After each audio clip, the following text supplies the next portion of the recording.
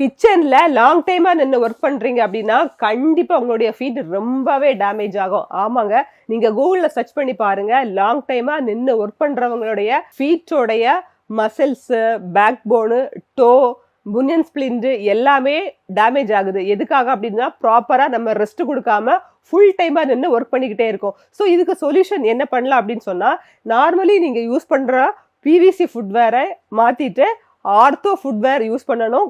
MCR footwear use பண்ணக்கூடாது. நீங்க ChatGPT type பண்ணி பாருங்க. எம்சிஆர் ஃபுட்வேர் யூஸ் பண்றதுனால இப்போ ரீசெண்ட் பீரியட்ஸ்ல வந்து நிறைய ப்ராப்ளம் வருது. ஸோ டாக்டர் ரெக்கமெண்ட் பண்ண எம்சிபி ஃபுட்வேர் வாங்கி யூஸ் பண்ணுங்க. நம்மளுடைய ஐவாக் ஆர்த்தோ டாக்டர்ஸ் மட்டும் கிடையாது, டயபெட்டிக் டாக்டர்ஸ் எல்லாருமே வந்து ஹைலி ரெக்கமெண்ட் பண்றாங்க.